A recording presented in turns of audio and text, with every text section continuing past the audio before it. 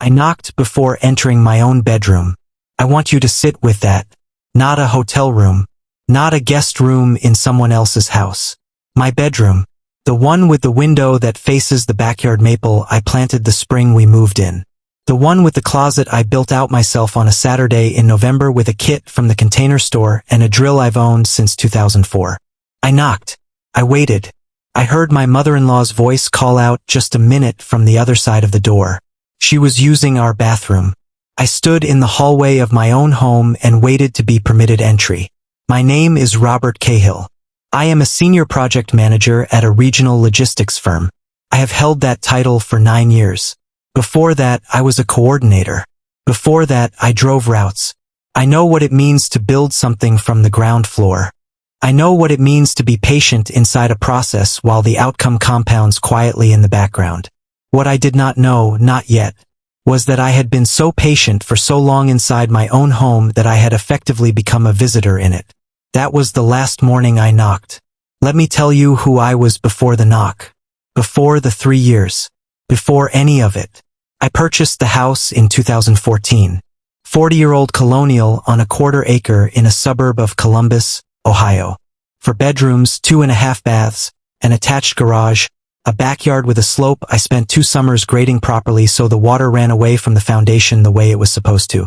My wife, Diane, picked the neighborhood. I picked the house. We agreed on both, which felt at the time like the beginning of a very good system.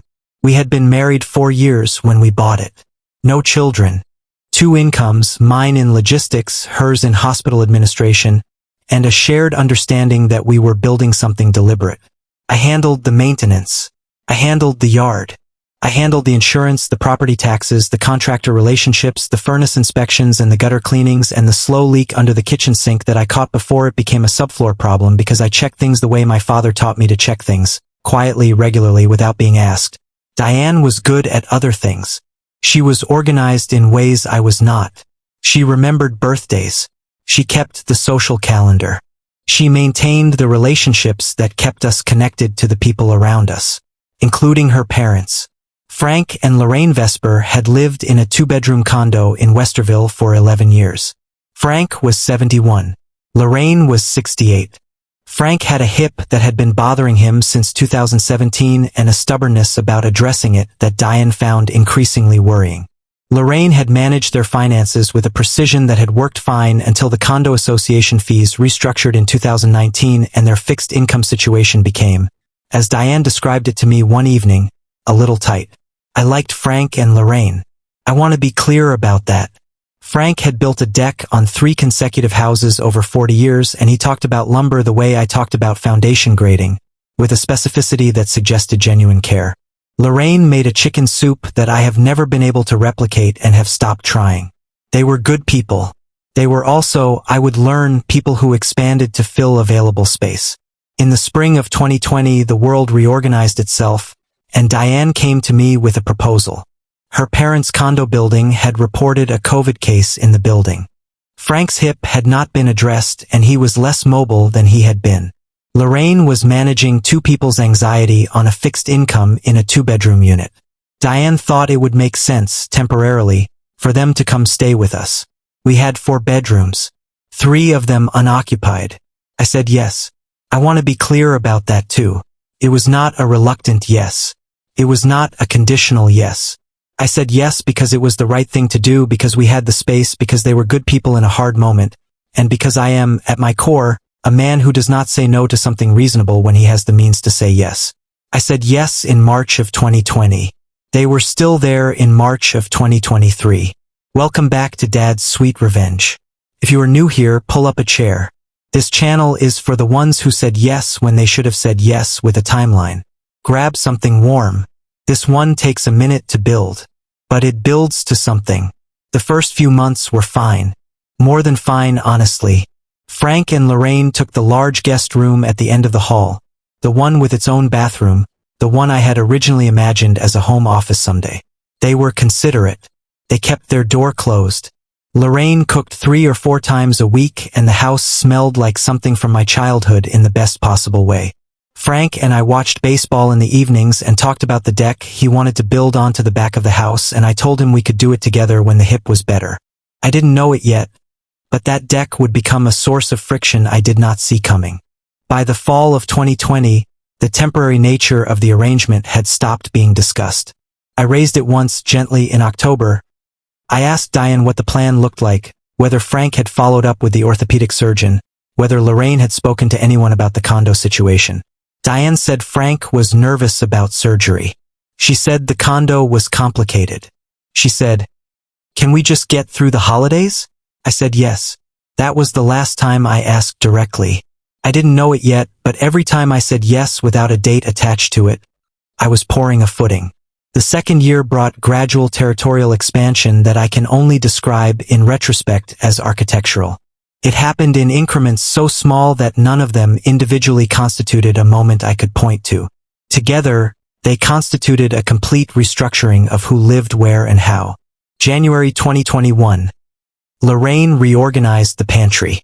This is not a small thing when you understand that I am a man who keeps his pantry in a specific order because I cook on Sundays and prep for the week, and I know where everything is by position rather than label. I came home from work on a Tuesday to find it sorted by category, in Lorraine's categories, which were different from mine. I reorganized it quietly on Wednesday morning before anyone was awake. By the following Tuesday, it was Lorraine's system again.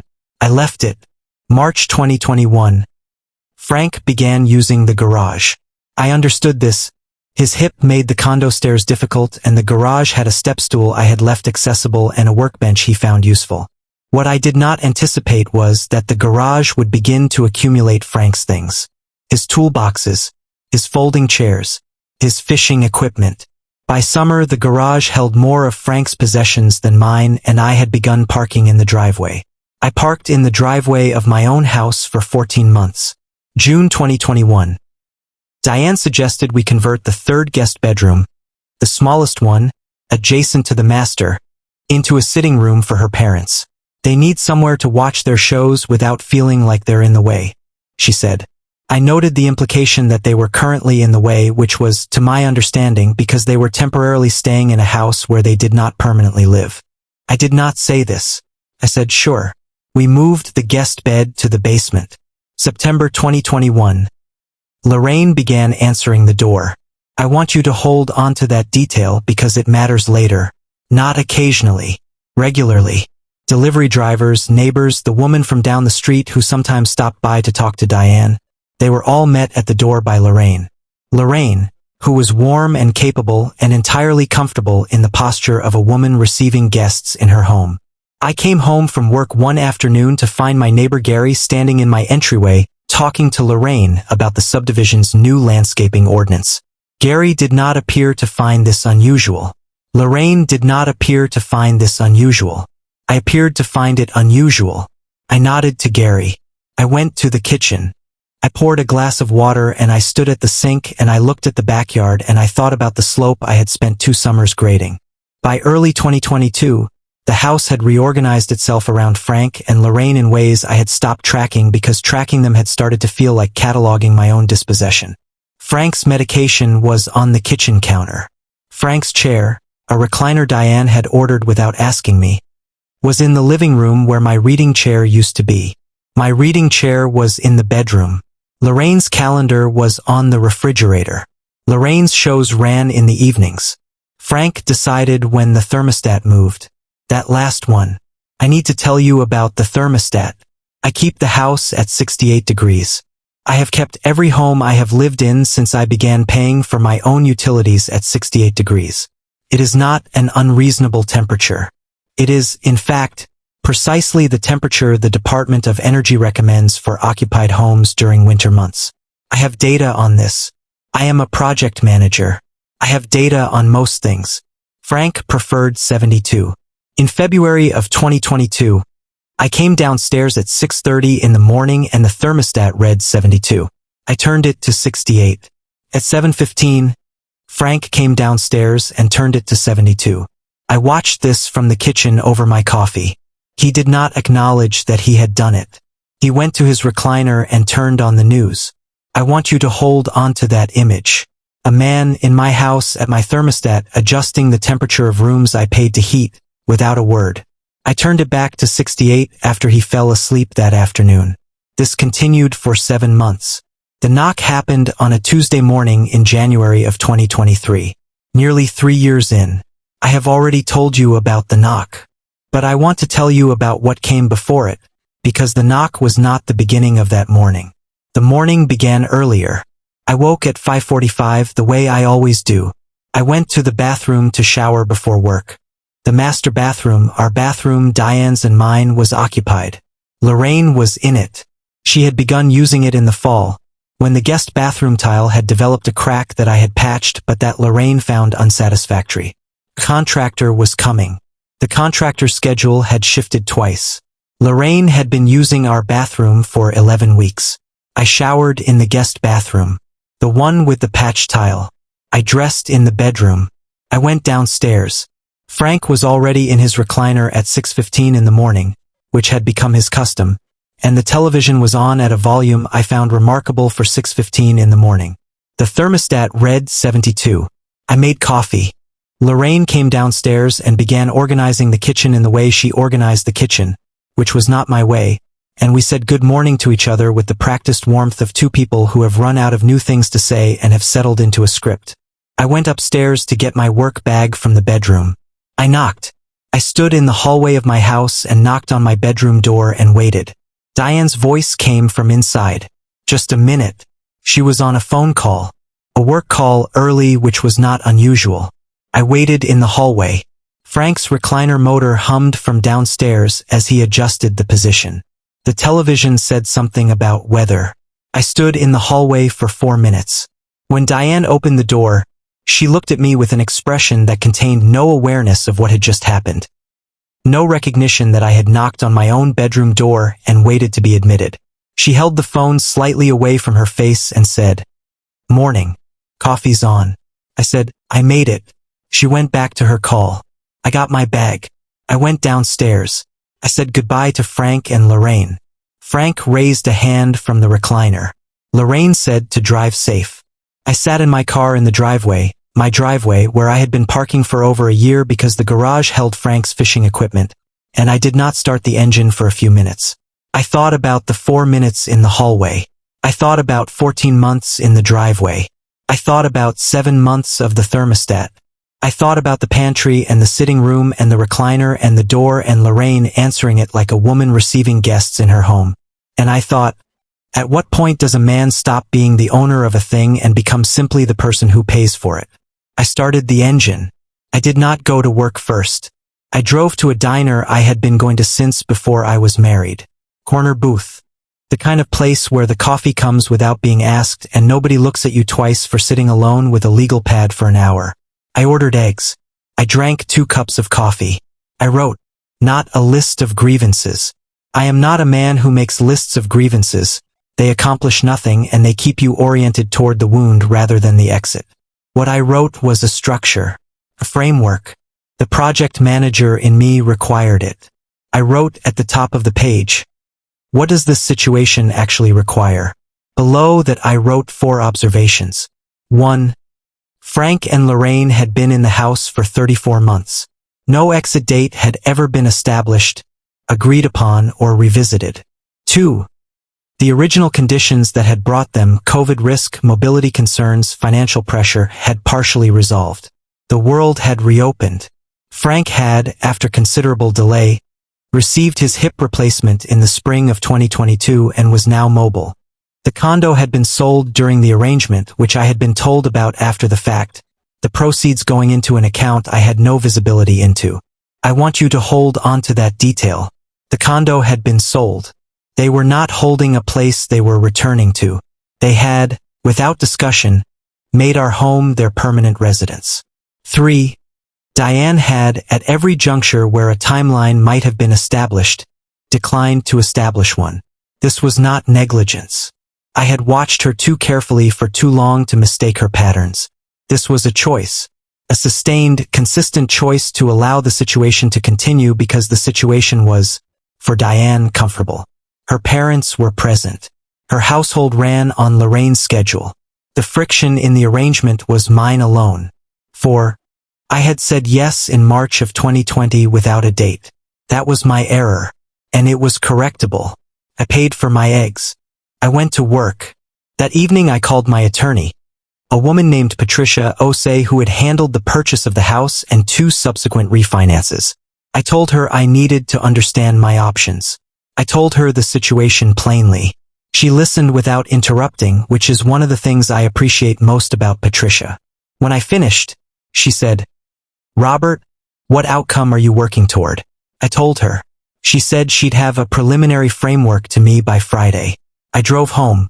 I said good evening to Frank and Lorraine. I adjusted the thermostat to 68 after dinner. Frank adjusted it back at 9. I went to bed. I did not knock. Patricia called Thursday a day early. She walked me through what she had found. The house was in my name and Diane's, jointly held, which was standard for a married couple and was not a problem for what I was considering. Frank and Lorraine had no legal tenancy. There was no lease, no rental agreement, no documented arrangement of any kind. They were guests in the legal sense of the word, regardless of how long they had been present or how thoroughly they had reorganized the pantry. Patricia said, "You have more options than you may think." We discussed them. I will not walk you through each one in detail. What I will tell you is that the option I selected was not the most aggressive one available to me. It was the most honest one. I told Patricia I wanted to begin formal separation proceedings. I wanted the house to be part of the settlement discussion. And I wanted Frank and Lorraine's occupancy, undocumented, undated, and uncompensated, to be on the record as part of the marital circumstances that had led to the filing. Patricia drafted the initial paperwork over the following week. On a Thursday evening in February, I asked Diane to sit with me at the kitchen table after her parents had gone upstairs. I told her I had been to see Patricia. I told her I had begun the process. I told her that I had thought about it carefully and that I was not doing it in anger and that I did not expect her to respond immediately, but that I wanted her to know where I was. She said, "Because of my parents." I said, "Because of the last 3 years." She said, "They have nowhere to go." I said, "Diane, the condo was sold 18 months ago. They have the proceeds of that sale. They have had 18 months to make a plan with those proceeds. That they have not done so is not a crisis I created." She looked at the table. I said, "I want you to hold on to what I'm about to say because it matters. I said yes in March of 2020 because I love you and it was the right thing to do. I never said yes to forever. Nobody asked me about forever." She did not respond. I went upstairs. I did not knock. What Diane did not know was that I had already identified an apartment. A 2-bedroom in a building 12 minutes from the office, month to month initially, with a parking space included. I had not signed anything, but I had walked through it twice and I had held the key card they give you at showings and I had stood at the window in the 2nd bedroom, the one I was already thinking of as an office, and I had felt something I had not felt in 3 years. Room. I signed the lease the following Monday. I moved on a Saturday in March. I did not make it dramatic. I had a friend with a truck, a man named Curtis who has known me for 20 years and asked no questions beyond what time. And we moved what was mine in 4 hours. My clothes, my tools, my reading chair, the drill I've owned since 2004, the coffee equipment, the books. I left the recliner. I left Lorraine's calendar on the refrigerator. I left the thermostat at 68 and I did not touch it on my way out. Diane was present for the move. She sat at the kitchen table and watched. She did not help. She did not obstruct. She was simply there, in the way that people are present at things they have allowed to happen without stopping them. Frank and Lorraine did not come downstairs while I was there. I want you to hold on to that. 34 months in my house. My eggs on my counter and my thermostat at 72 and my garage full of fishing equipment. And when the morning came that I loaded my reading chair into Curtis's truck, Frank and Lorraine did not come downstairs. I drove away at 1:15 in the afternoon. The apartment was quiet in a way the house had not been in 3 years. Not empty. I answered both times. We were civil. We are, even now, civil, 2 people who built something real and then let a slow accumulation of small decisions erode the foundation before either of us said enough. I carry my part of that. I said yes too many times without a date attached. I let patience become a permanent posture instead of a temporary one. That is on me. But I did not create the situation. And I was not required to remain in it forever. The separation agreement took 4 months to finalize. Patricia was thorough. The house went to Diane in the settlement. I did not fight for it. It was not a capitulation. It was a calculation. The house at that point was not mine in any way that mattered. It had not been mine in any way that mattered for a long time. What I needed was not the house. What I needed was the clean start that the house's equity, properly accounted for, could fund. Frank and Lorraine, as far as I know, are still there. I am going to give you the numbers, and then I am going to give you something better than the numbers. The house had appreciated considerably since 2014. The equity division, properly negotiated by Patricia, gave me a settlement that landed in a range I had not fully anticipated when I walked into her office in February. I had been so focused on getting out that I had not spent enough time thinking about what out was worth. It was worth more than I thought. Within 8 months of the separation being finalized, I had done 3 things. First, I purchased a condominium. 1 bedroom plus a den I immediately converted to an office. Top floor of a 6-unit building 4 miles from where I had spent 3 years parking in my own driveway. I own the parking space. I keep the unit at 68 degrees. Nobody has adjusted the thermostat. Second, I took a promotion I had been offered twice at work and declined twice. The second time because the travel requirements felt incompatible with a household I was, in retrospect, barely living in anyway. I accepted it in September. The title is Director of Operations. The salary increase was significant. I travel 6 to 8 days a month to regional sites and I find, consistently, that I do not mind being away from home because when I return, the home is exactly as I left it. Third, I built the deck. Not Frank's deck. Mine. On the back of a cabin property I purchased with a portion of the settlement.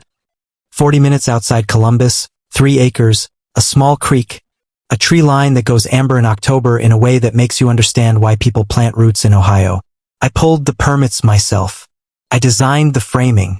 I poured the footings on 2 consecutive Saturdays in July with a friend and a mixer I rented from the hardware store. It is not a large deck. It is a correct deck. Every joint is square. Every board is properly spaced for drainage. The ledger is flashed. The posts are set below frost line. Nobody will reorganize it. I sit on it on Saturday mornings with coffee and I listen to the creek and I think about the things I built that I was too patient to protect. And I think about the things I built after, which I will not make that mistake about again. My work performance review last quarter described me as the clearest strategic thinker on the leadership team. I noted that, not with pride exactly, with recognition. This is what I am when I am not spending my energy managing a household that had stopped being mine. I have not spoken to Frank and Lorraine since I moved out. Here is what I want you to take from this. A yes without a date is not generosity. It is a blank check written against your own life, and the people you hand it to are not always malicious. Sometimes they are simply people who will spend what is available until someone closes the account. Frank and Lorraine did not set out to take my home from me. They set out to be comfortable and I made comfort very easy, and I never put a date on when easy would end. The lesson is not to be less kind. The lesson is to be kind with architecture. A deadline is not a cruelty. A boundary is not a wall. They are the structural elements that allow a thing to bear weight over time without collapsing. And I am, after all, a man who understands structures. What I know now that I did not know in March of 2020 is this: the moment you stop being able to move freely through your own home, you are no longer in your home. You are in someone else's. And no amount of patience, no accumulation of quiet accommodations, no 7 months of thermostat negotiations will change that fundamental fact. You are allowed to own the thing you paid for. You are allowed to occupy the space you built. You are allowed to stop knocking. If any part of this story lived somewhere familiar, if you have said yes without a date, if you have parked in your own driveway, if you have knocked before entering a room that was yours, this channel was made for you. Subscribe. Leave a comment. Tell me what part of this one landed hardest. And share it with someone who needs to hear tonight that patience is a virtue, but it is not a lease agreement. Dad's sweet revenge. We'll see you in the next one.